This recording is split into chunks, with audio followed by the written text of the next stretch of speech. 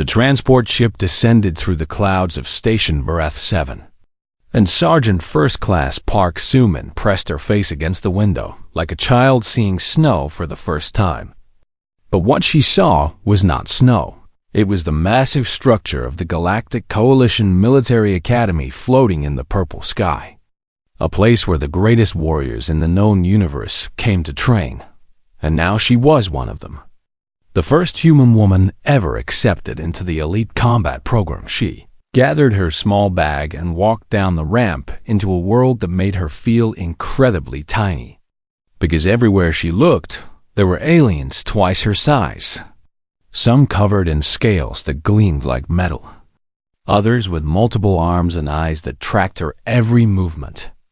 And she could feel their stares burning into her back as she made her way to the registration center.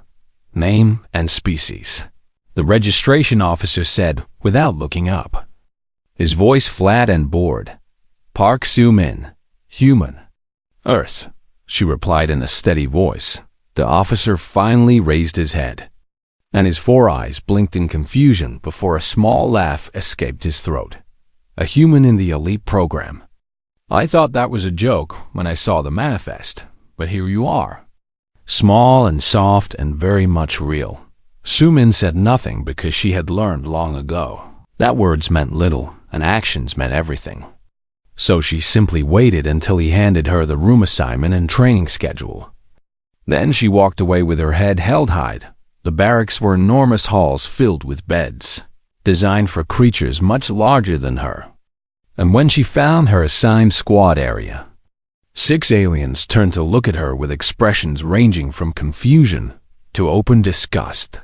Largest among them was a Kelthari named Draven, a reptilian warrior whose scales were dark green and whose teeth were sharp enough to tear through metal. He stood nearly 3 meters tall, and his arms were as thick as tree trunks, and when he saw Soo-min enter the room, he let out a sound that might have been a laugh or might have been a growl. "What is this?" he demanded, pointing at her with a clawed finger. "Did someone lose their pet? Or is this the new cleaning staff?" "I am Sergeant First Class Park Soo-min," she answered calmly. "I am assigned to this squad for elite combat training." The room erupted in laughter, and even the quieter aliens could not hide their amusement at the idea of this tiny creature training alongside them. "You must be joking," Draven said as he walked closer, his massive shadow falling over her completely. "Humans are prey species. Everyone knows this. Your bones break like dry sticks. Your skin tears like wet paper. And you die if the temperature changes by a few degrees. Why would the Coalition waste resources on something so fragile?"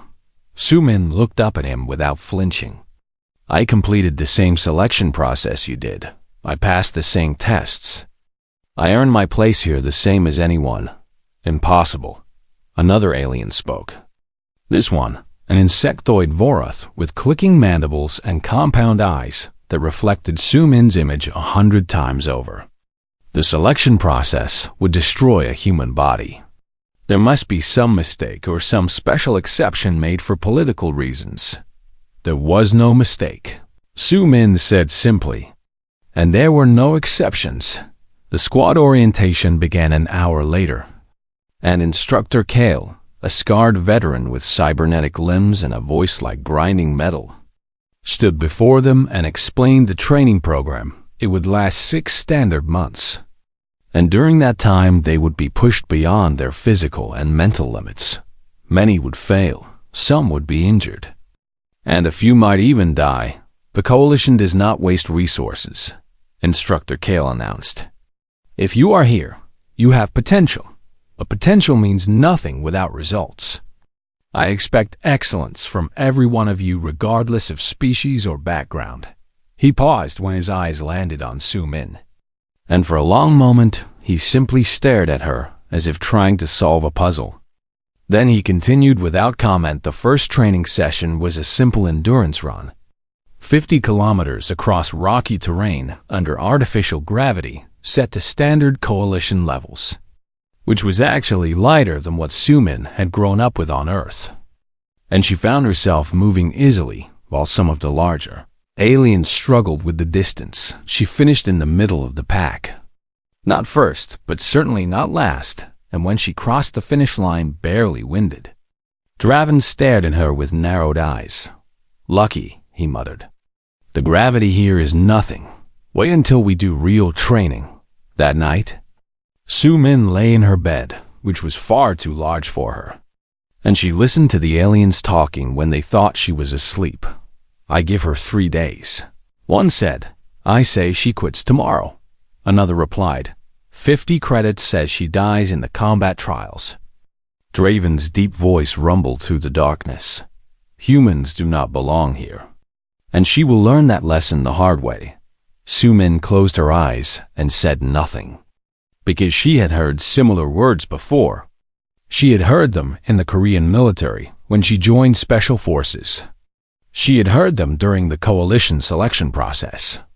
And she would probably hear them until the day she proved everyone wrong. She reached under her pillow and pulled out a small photograph, worn at the edges from years of handling, and in the dim light, she could just make out the face of a young man in military uniform.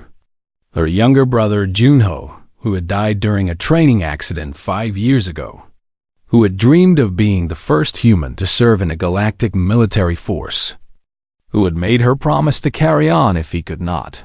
"I made it here." "Junho," she whispered into the darkness, her voice so quiet that no one else could hear. "I promised I would make it, and I did. Now I just have to show them what humans can really do. I will not let you down. I will not let any of them stop me." She tucked the photograph back under her pillow and closed her eyes. And though the aliens continued betting on her failure late into the night, Park Su-min slept peacefully because she knew something they did not. She knew that humans were not fragile at all. They were survivors of a world that tried to kill them every single day. And she was about to show the entire galaxy what that really meant. 3 weeks passed at the academy, and every single day brought new challenges that tested Su-min in ways she had never experienced before. But she faced each one with the same quiet determination that had carried her through the darkest moments of her life. And though she earned no praise and received no acknowledgement from her squad mates, she refused to break. The physical training was brutal by galactic standards. Long runs through artificial environments that simulated different planetary conditions. Strength exercises using equipment designed for species much larger than humans. Combat drills that left everyone exhausted and bruised. But Su-min completed every single task without complaint. Interesting, the medical officer said during her second-week assessment. A four-armed alien who studied the readouts on his scanner with growing confusion. "Your species has an unusually dense bone structure, far denser than most carbon-based life forms I have examined. Is that a problem?" Su-min asked. "Not a problem. Just unusual," he replied while taking more readings. "Your muscle fibers are also remarkably efficient. They store and release energy in ways that seem almost wasteful until you consider the gravity of your home world. And your pain tolerance registers in the upper percentile of all tested species. Yet you show no signs of nerve damage or numbness. You simply endure more than others before your body signals distress. Earth is a hard place to live." Su-min said simply, "Everything there wants to kill you. The weather, the animals, the diseases, the planet itself. We adapted or we died." The medical officer made notes on his tablet, but said nothing more. And when Su-min returned to training, she noticed that Instructor Kale watched her with a strange expression that might have been curiosity or might have been concern. The climbing exercise happened on the 15th day, a vertical assault course that stretched 200 meters up a simulated cliff face, with shifting handholds and random obstacles that tested both strength and problem-solving skills. And Su-min was doing well until she felt her safety harness suddenly released. She fell 30 meters before her training kicked in, and she managed to grab a protruding ledge and swing her body toward the wall. hitting hard but rolling with the impact, the way she had been taught in Special Forces training. When she finally stopped falling, she was bruised and bleeding from a cut on her forehead. But she was alive. Equipment malfunction, Instructor Kale announced after examining her harness. But his voice suggested he did not believe his own words. Are you injured? Sergeant Park, I can continue. Sumin replied as she stood up on shaking legs. She finished the course, climbing the remaining distance with blood running down her face. And when she reached the top, she found Draven waiting with a smile that showed too many teeth. Lucky again, he said in a low voice that only she could hear. Next time your luck might run out, little human. Sumin met his eyes without fear. I do not believe in luck. Dvorath called Kirix began watching Sumin after that day. Not with the same contempt as the others, but with something that looked like scientific curiosity, as if she were a puzzle that needed solving. And sometimes Sumin caught Kirix taking notes on a small device whenever she completed a difficult task. Why do you watch me? Sumin asked one evening in the meal hall. Kirix's mandibles clicked thoughtfully before she answered. Because you should not exist by every calculation I have made. A species with your physical limitations should not have survived to develop technology, much less space travel. Yet here you are. And I cannot understand how. Maybe your calculations are wrong. Sumin suggested. My calculations are never wrong, Kirix replied. Which means there is something about humans that I do not yet understand. And I intend to learn what it is. The academic test came next. And Sumin scored in the top 5% of the entire program. Her tactical analysis was praised by instructors who had never praised anything in their careers. And her strategic planning exercises showed a creativity that surprised everyone. She cheated, Draven announced loudly in the barracks. There is no way a human brain could outperform a Kelthari mind. She must have used some kind of device or received outside help. I did not cheat, Sumin said from her bed, without looking up from the manual she was reading. But feel free to request an investigation if you believe otherwise. Draven growled but said nothing more because he knew that an investigation would find nothing. And accusing someone falsely was considered a great dishonor among his people. A visiting dignitary arrived at the end of the third week. A high-ranking official from the hegemony, a political faction that opposed the coalition in nearly everything. He was touring the academy as part of a diplomatic mission. And when he saw Sumin training with the others, he stopped and laughed out loud. Is this what the coalition has come to? He said to his escorts in a voice loud enough for everyone to hear. Training prey animals alongside actual warriors. What a pitiful joke. The human experiment will fail spectacularly, and when it does, the entire galaxy will see how desperate the coalition has become. Sumin continued her exercises as if she had not heard a word. But her hands gripped the training equipment a little tighter and her movements became a little sharper. That night she used the quantum relay to call her mother back on Earth. And when the connection finally stabilized after crossing billions of kilometers of space, she saw her mother's familiar face and felt tears, threatening to fall for the first time since arriving at the academy. They hate me here. Mother, Sumin admitted in Korean. They think I am weak and useless and do not belong. Her mother was silent for a long moment. And then she spoke in a voice that had comforted Sumin through every hardship she had ever faced. You were never meant to be liked. My daughter, you were meant to be unstoppable. Let them hate you. Let them doubt you. Let them bet on your failure. And then show them what a daughter of Earth can do. Sumin wiped her eyes and nodded. Yes, Mother. The next morning, Instructor Kale announced that the final qualification trials would begin in 1 week, and that these trials would include live combat assessment against other cadets. I request to be paired against a human, Draven said immediately. And his smile was cruel, and hungry Instructor Kale looked at Sumin with something that might have been warning in his eyes. Sergeant Park, do you accept this challenge? Su-min stood tall and looked directly at Draven. "I accept." The aliens around her exchanged glances that suggested they were already planning her funeral. But Su-min did not care, because she was done hiding, done being quiet, done letting them underestimate her. And in 1 week, they would finally learn what it meant to challenge someone forged by the most dangerous planet in the galaxy. The combat arena of Station Vareth 7 was a massive circular structure that could seat 10,000 spectators.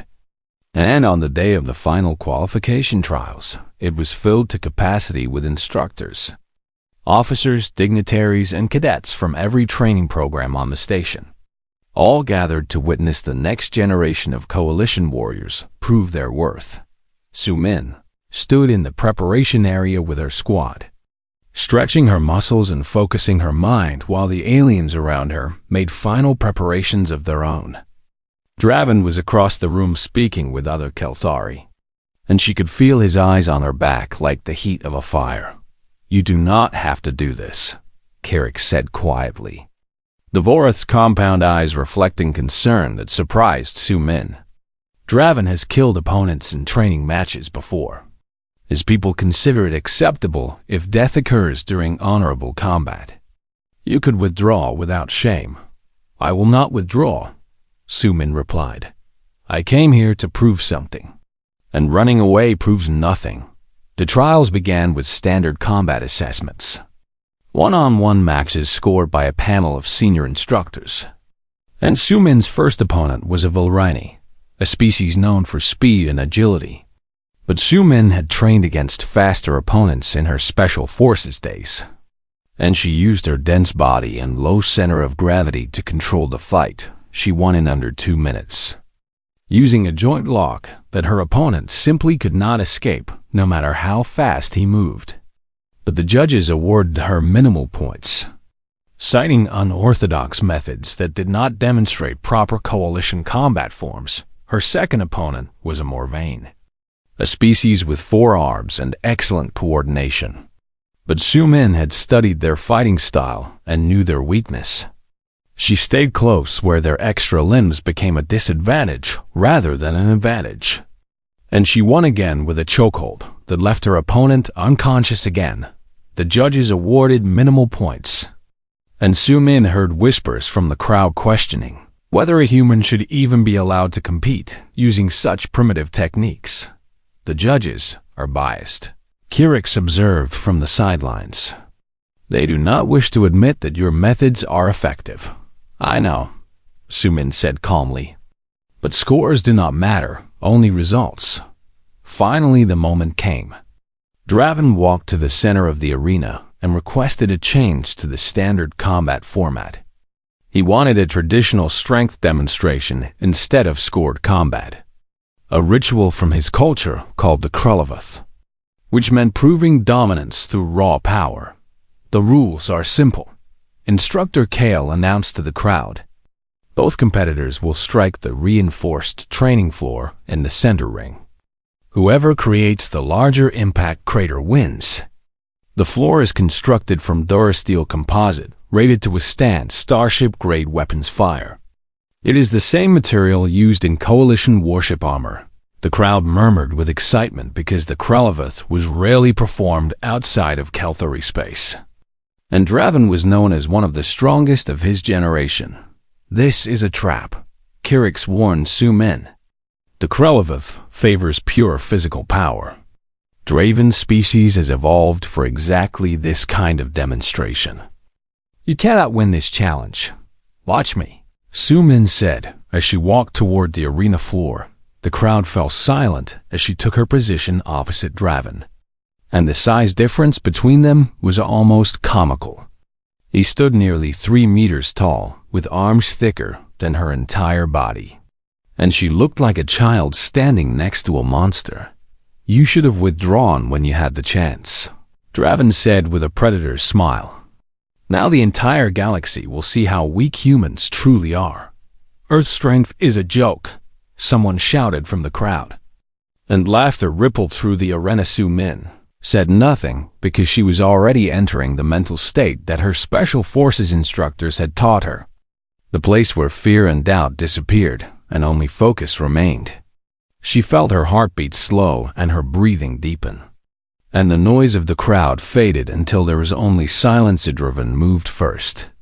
He walked to the center of the ring where a target circle had been marked on the floor. He raised his massive fist high above his head. And then he brought it down with all the strength his species had evolved over millions of years. The impact was tremendous. The sound echoed through the arena like thunder. And when Draven stepped back, a crater half a meter deep remained in the reinforced floor, cracks spreading outward like a frozen lightning strike. The crowd erupted in cheers. And Draven turned to Su-Min with triumph in his eyes. "Your turn, little human. Try not to break your hand." More laughter filled the arena. And even some of the instructors seemed amused by the absurdity of a human attempting to match. A Keltharian raw strength Su-Min walked slowly to the center ring. And as she moved, she removed her gloves and set them aside. She did not take a fighting stance. She did not make any dramatic gestures. She simply stood before the damaged floor and looked down at the crater Draven had created. "Whenever you are ready," Instructor Kale said. And there was something in his voice that sounded almost like anticipation. Su-Min took one deep breath and thought about Earth. She thought about the crushing gravity that had shaped every cell in her body since before she was born. She thought about the millions of years of evolution that had forged humanity into survivors. She thought about her brother Junho, who had believed in her when no one else did. Then she struck her fist, descended in a blur of motion. And when it connected with the floor, the world seemed to stop for one eternal second. The reinforced durasteel that could withstand starship weapons shattered beneath her knuckles like thin ice on a winter pond. Cracks exploded outward in every direction, covering a distance of 3 meters or more. And then the entire section of floor collapsed inward, revealing the structural supports. Beneath, alarms began blaring throughout the arena as emergency systems detected critical structural damage. But no one moved because no one could believe what they had just witnessed. The silence that followed was absolute. 10,000 beings staring at the impossible destruction caused by a single human punch. The crater was not just larger than Draven's. It was catastrophically larger. The floor had not merely dented. It had been destroyed. Revan's face had gone pale beneath his scales. "That is impossible," he whispered. "That is not possible." Kirix's mandibles clicked rapidly in what Su-Min now recognized as extreme shock. "What are humans made of?"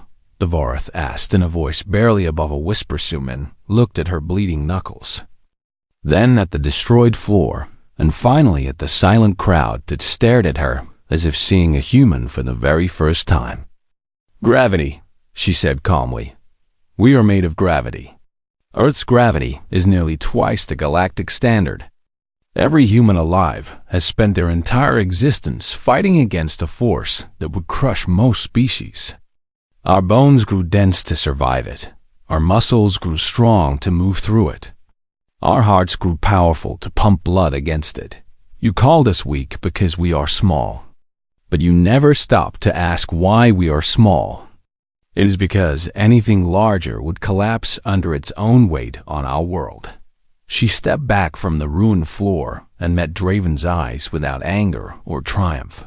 "This is what Earth's strength means. We are not survivors despite our planet. We are survivors because of it. And now you know why your ancestors were afraid of us." The arena remained silent as Su-Min walked away. And somewhere in the crowd, the hegemony dignitary who had called her a joke sat frozen in his seat, suddenly understanding that everything he thought he knew about humans was terribly and completely wrong. The medical bay was quiet, except for the soft hum of diagnostic equipment as the doctors worked on Su-Min's injured hand. She had fractured 3 knuckles and torn several tendons with her strike. But the pain was distant and unimportant compared to what she had just accomplished. "Remarkable," the medical officer said as he applied regenerative gel to her wounds.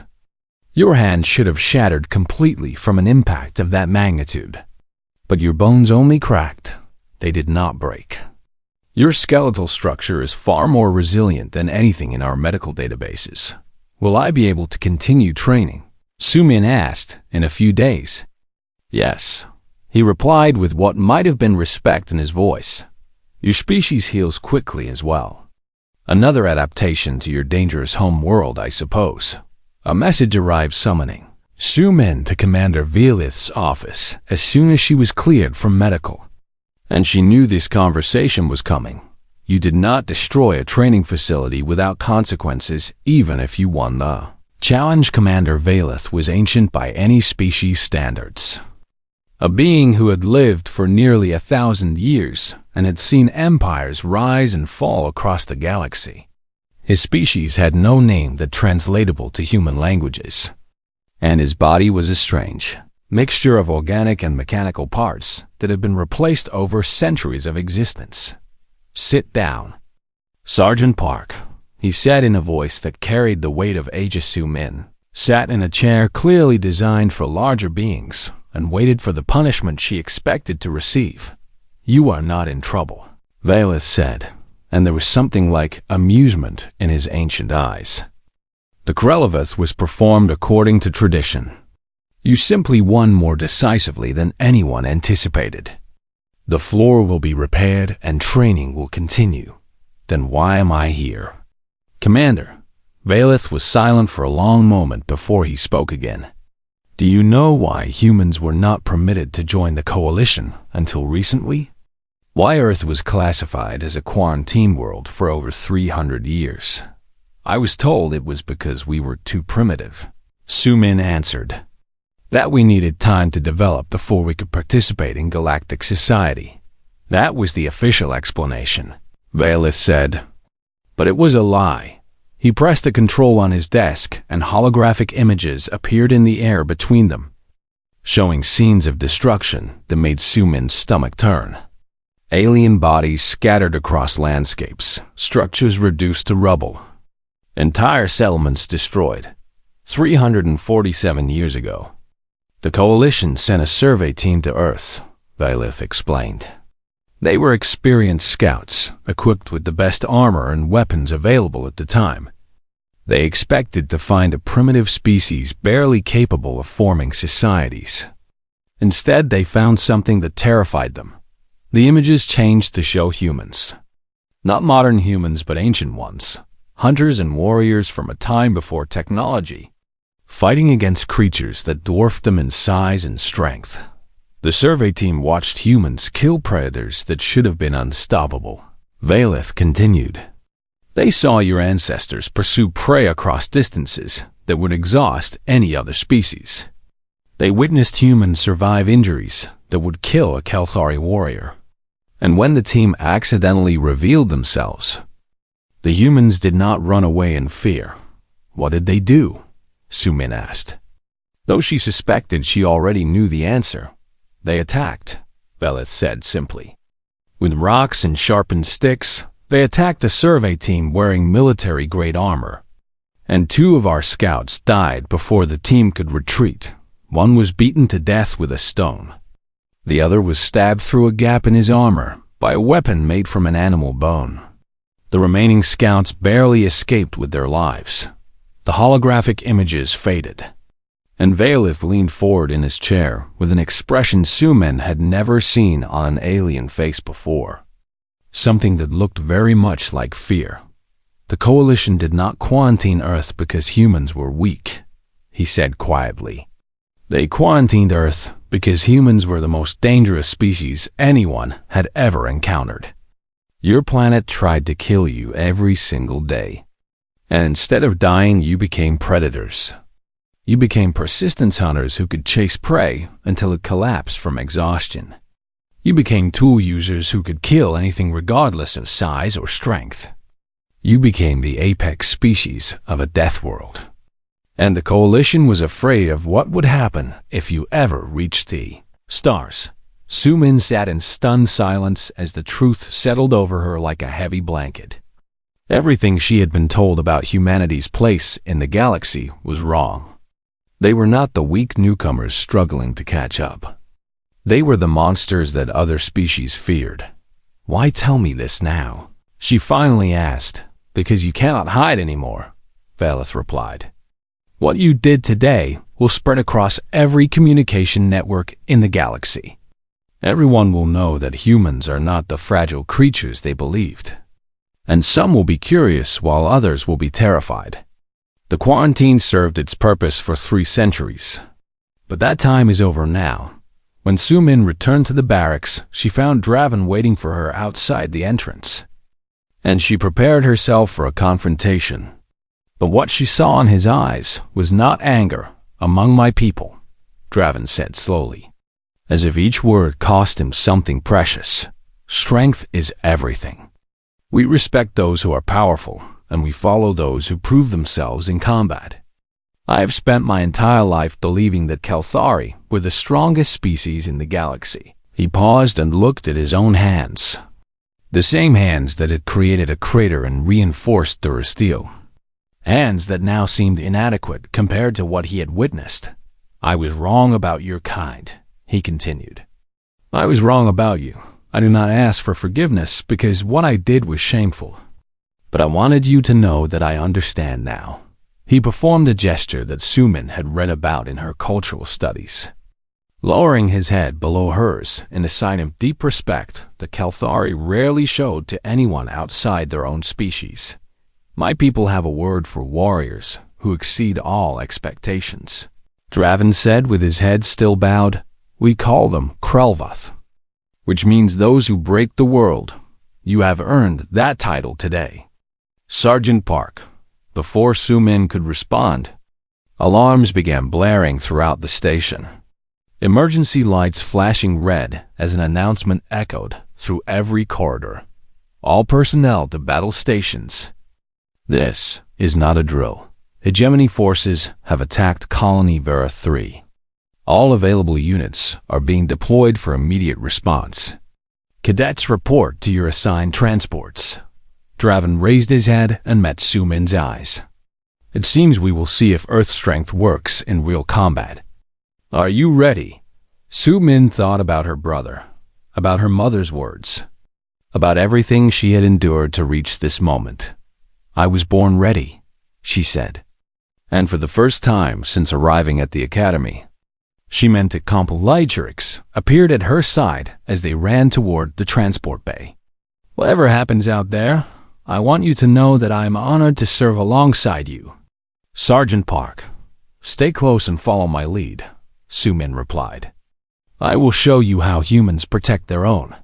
They boarded the transport ship together, Human and Vorath and Kelthari side by side, and as the vessel launched toward the besieged colony, Su-min felt something she had not felt since Junho died. She felt hope.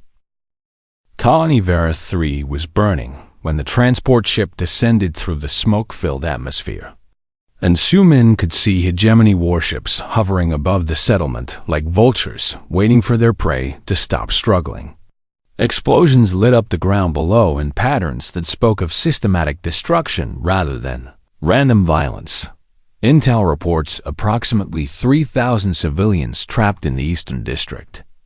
Instructor Kale announced over the communication system, his voice hard and professional despite the chaos visible through the windows. "Our primary objective is evacuation. Secondary objective is establishing defensive positions until reinforcements arrive. Cadets, this is no longer training. People will die if we fail." The transport landed hard in what had once been a marketplace, now reduced to rubble and scattered debris. And Su-min was the first out of the door with her weapon raised and her senses alert for any threat. Hegemony soldiers were everywhere, heavily armored troops moving through the streets and systematically eliminating any resistance they encountered. And leading them was a familiar figure, the same dignitary who had laughed at the human experiment just weeks ago, now dressed in military commander's armor and directing the assault. "Spread out and secure the perimeter," Su-min ordered her squad. And she did not realize until later that she had taken command without hesitation or permission.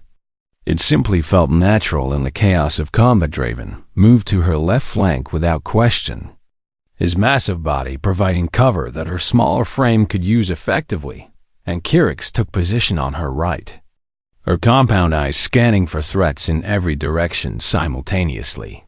They fought their way through 3 blocks of destroyed buildings, encountering hegemony patrols that they eliminated with brutal efficiency. Sumin's training took over completely, every movement precise and deadly. Every decision made in fractions of seconds that meant the difference between life and death. The shelter is ahead, Kirix reported. Sensors detect 47 life signs inside, mostly children and their caretakers. But the entrance is blocked by collapsed debris, and there are hegemony forces converging on this position. Sumin assessed the situation in seconds. The debris pile was massive, easily 20 meters of fallen building material blocking the shelter entrance. Standard cutting equipment could clear it in an hour, but they had minutes at most before the enemy arrived in force. "We need to clear that debris now," she said. "Draven, can your people move something this size?" Draven studied the collapse and shook his head grimly. "Even a Kelthari cannot move this much weight. We would need industrial equipment or a human," Sumin said as she handed her weapon to Kirix and walked toward the debris pile. "You will kill yourself," Draven warned. "Even with your strength, this is too much. Then I will die saving children," Sumin replied without looking back. "There are worse ways to go." She found the largest support beam in the collapse, a massive piece of structural metal that held most of the debris in place. If she could move it, the rest would shift and create an opening. But the beam weighed more than anything she had ever attempted to move. Sumin planted her feet and gripped the metal with both hands, feeling the cold surface bite into her still healing knuckles. She thought about Junho and how he had died trying to save his squad mates during a training accident. She thought about her mother waiting on Earth for news that might never come. She thought about the children trapped behind this wall of broken building, and then she pulled with everything she had. Her muscles screamed in protest as she pushed against the limits of human endurance. Her bones creaked under pressure that would have shattered any other species. Blood began seeping from her torn knuckles and staining the metal red. But she did not stop. The beam moved. Just a centimeter at first, then more. And suddenly, the debris began shifting in a chain reaction that created exactly the opening she needed. "Get them out," Sumin shouted as she held the unstable pile in place with her body. "Get them out now." Draven and Kirix rushed into the gap along with other squad members.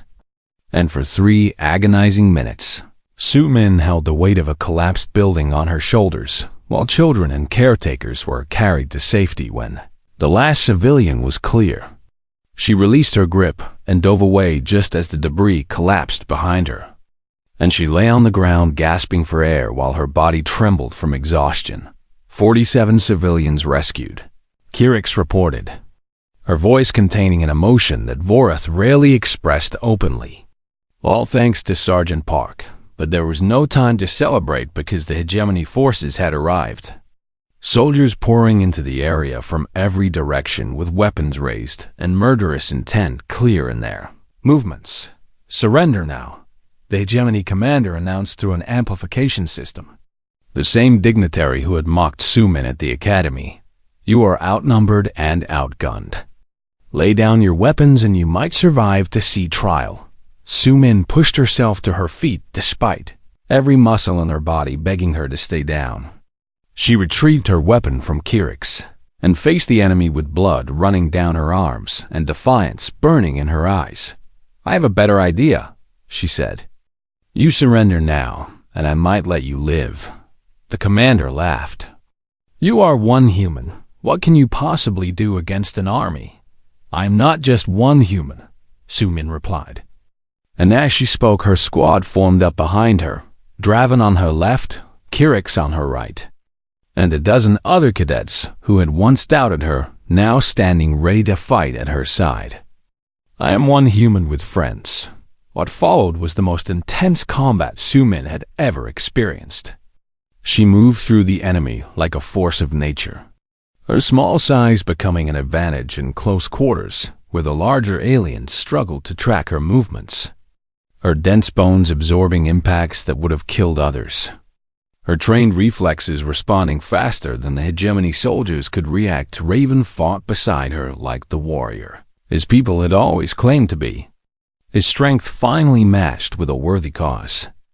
And Kirix provided tactical support that kept them one step ahead of every enemy formation when coalition reinforcements finally arrived 20 minutes later. They found the hegemony forces in full retreat and the human-led cadet squad standing victorious among the ruins. The commander was captured trying to flee, and when he saw Su-min approaching, he went pale with terror. "The Deathworlders are real," he whispered as guards led him away. "The Deathworlders are real." 3 days later, Su-min stood in Commander Velas' office once again. But this time, she was not alone. Draven and Kirix stood beside her, and the entire senior staff of the Academy was present. "Your actions during the Battle of Vera 3 have been reviewed by Coalition High Command," Velas announced. "Your leadership, courage, and willingness to sacrifice yourself for civilians has been recognized at the highest levels." He paused and activated a holographic display showing official documents, covered in seals and signatures, based on your performance. All human recruits currently in Coalition training programs are being fast-tracked for full integration. The quarantine classification on Earth has been officially lifted, and recruitment stations will be established on your home world within the year. Su-min felt tears threatening to fall but held them back through sheer force of will. Junho's dream was finally coming true, not just for her, but for all of humanity. Additionally, Velas continued, "You have been recommended for immediate promotion and assignment as the first human instructor of this academy. Your job will be to train the next generation of warriors, both human and otherwise. Do you accept this responsibility?" "I accept," Su-min said without hesitation. That evening she stood on the observation deck of a Coalition cruiser, watching the stars spread out before her like diamonds scattered across black velvet. And she held Junho's photograph in her healed hands. "I made it, brother," she whispered to the image. "I made it. And now I am going to make sure others can follow." Kirix joined her at the window, the Vorath moving quietly as always. "What will you do now that you have achieved everything you set out to accomplish?"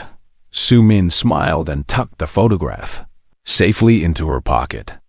"Now I teach them what Earth strength really means, not just the physical power, but the determination, the refusal to give up, the willingness to stand against impossible odds because someone needs to.